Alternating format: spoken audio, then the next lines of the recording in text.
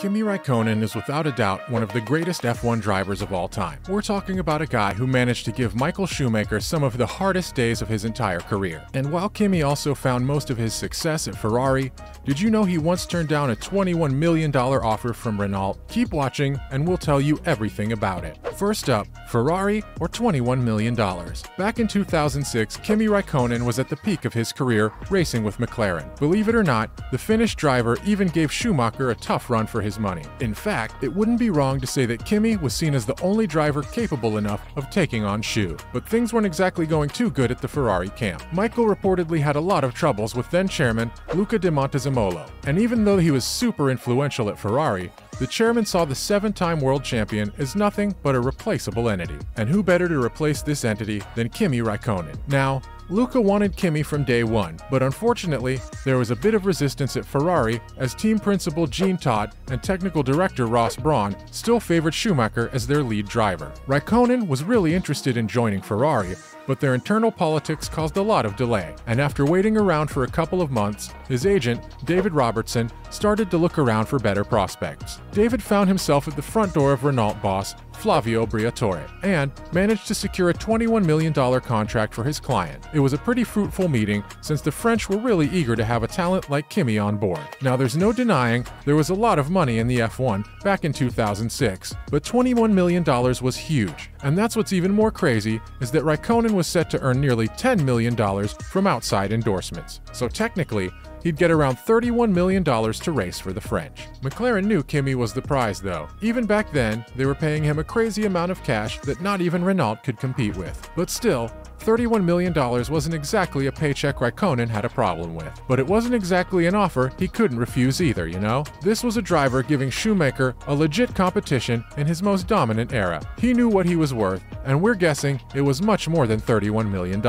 Next, pushed out or an early retirement. To date, this topic remains super controversial at Ferrari. Did Schumacher retire or was he pushed out to make space for Kimi? It wasn't like the Italians abandoned him or something though. He served as a test driver and advisor for the luxury automobile giant. But guys like Ross and Jean always thought he stepped down because of his relationship with the chairman. We're not really sure. To be honest, Schu did say that he was tired of the level of commitment and wanted to have some time for himself. So again, we're not really sure what to believe. Anyway, his retirement back in 2006 also happens to be the reason why Kimi ended up declining a $31 million offer to join Renault. Still, we'd say turning down Renault for Ferrari turned out to be one of the best moves of the Iceman's career. He went on to win the 2007 Formula One World Championship driving for Scuderia Ferrari. Kimi found a lot of success at his new home, and we're not sure how much money he made, but we're guessing it had to be more than $31 million, because whether you like it or not, the Italians were much bigger than the French in the world of F1. But it wasn't like Renault let Raikkonen and his agent David off the hook so easily. They actually came down at them pretty hard for working out a deal with them despite being in discussion with Ferrari. Let's talk about bad publicity. Renault boss Briatore was furious when he found out that Kimi had decided to join the Ferrari camp instead of the French. He pretty much went off about how Robertson had cheated him by engaging with two camps at the same time, and then decided to settle with the highest bidder. And to be honest, Briatore had a point. Robertson was selling his client to Renault for a massive $21 million, but at the same time, his client was committed to joining the Italians. Flavio even angrily told his friends and a lot of media persons how David did nothing but waste his time and bail at the last moment when Schumacher retired. But let's look at this from a different perspective. We already know it wasn't about the money. Again, $31 million is a huge amount, but we're pretty sure he was making the same, if not more, at McLaren. And Ferrari was the talk of the town back then, since they could afford having any driver on their side. So, Kimi had a clear priority about which camp he wanted to join. The only issue was Schumacher.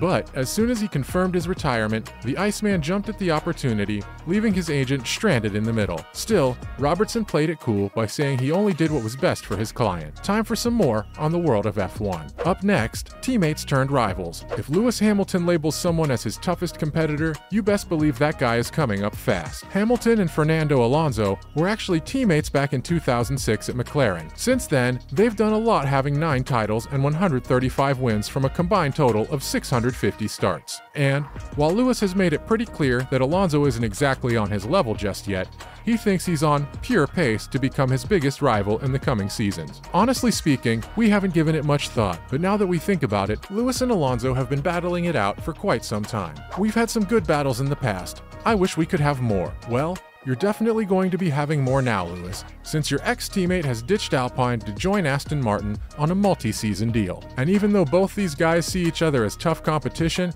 they've managed to keep things really respectful. Just recently, the Spaniard called Hamilton F1's most successful superstar and a legend. Also, what's really cool about their friendship is that Alonso doesn't think Lewis has changed one bit from their days back at McLaren. He said that he's still the same humble guy, but with a ton of experience adding to his crazy talent. But why did Alonso leave Alpine? In case you're thinking Hamilton's comments had something to do with Alonso's abrupt move to Aston Martin, then you're wrong. It was actually a contractual dispute that pushed the Spaniard to switch teams. Alpine boss Otmar Szafnauer didn't really hold back and almost took an indirect shot at the 41-year-old for leaving the team. Otmar claims that the team offered him a spot in the 2023 season with the option to extend the contract provided he's able to maintain his current level of performance. That's not exactly a bad deal, so why did he quit? We haven't heard anything from Alonso yet, but the boss thinks he wanted a contract that was independent of performance. What does that mean? Well, it's sort of like saying he knows he won't be able to maintain his level of performance, and that's why he wants something that guarantees an extension at Alpine,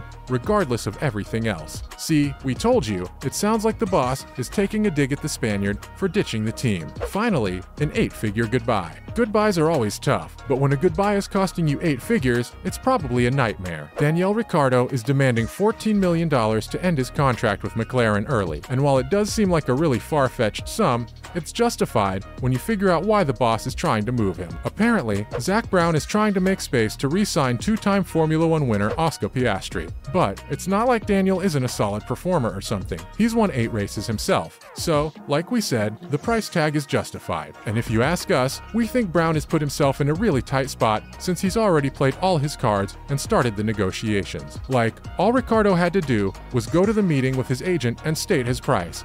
And he did just that because he already knows what the boss wants. And for that to happen, he needs to pay him the 14 mil so he can go on his way and look for other prospects for the 2023 season. As for McLaren, we think getting Oscar back on the track will prove to be a really smart move. That's it from our side. So what do you think? Was choosing Ferrari over Renault a good decision for Kimi? Or could he have had more stardom and success with the French? Let us know in the comments below. Remember, don't forget to like this video and subscribe to our channel for more exciting and interesting content in the future. Thanks for watching, and see you next time.